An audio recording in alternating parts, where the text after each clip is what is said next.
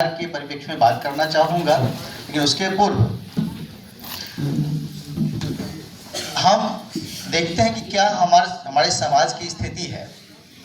अक्सर जब हम ग्रामीण क्षेत्रों की बात करते हैं, बिहार की बात करते हैं, तो यहाँ पर जो महिलाएं शादी के बाद जाती है तो सबसे पहले जो उनकी दिक्कत होती है, उनका नाम ही गुम हो जाता है।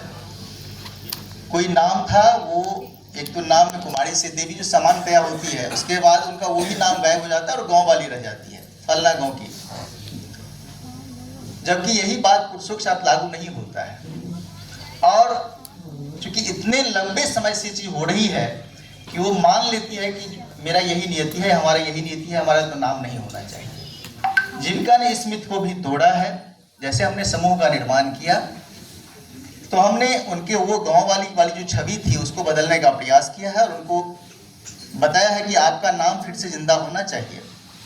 और आज दीदियां लाखों की संख्या में जो समूह से जुड़ी है, वो अपने नाम को वापस पाई है। जेंडर इक्वलिटी के सोशल क्षेत्र में ये जीविका का बड़ा प्रयास रहा है।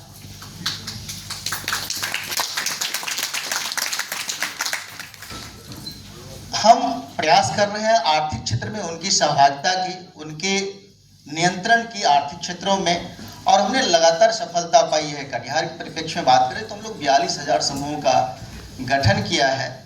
लगभग 37,000 समूहों का हमने बैंक लिंकेज किया है और लगभग 1,000 करोड़ रुपए इन समूहों को बैंकों से हमने ऋण उपलब्ध कराया है।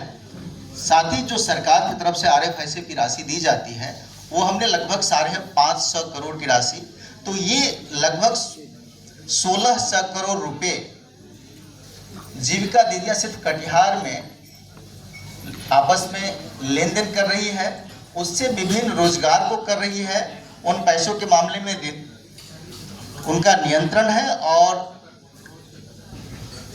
बेहतर तरीके से हैंडलिंग कर रही है उस पैसों का। इसका बड़ा उदाहरण है कि लगभग 1% से भी कम NPA है, 99+ में ही रिकवरी है, टाइम से रिकवरी है। तो ये दर्शाता है कि अगर वित्तीय शक्ति महिलाओं को दी जाती है तो कितने बेहतरीन तरीके से उसका प्रबंधन महिलाएं करती है। ये दूसरा उपलब्धि जीविका के द्वारा इस कार्यक्रम में दिया गया है, जो कहीं ना कहीं महिला समानता को आर्थिक क्षेत्र में कैसे बेहतर कर सकती है वो दिखाया जा रहा है।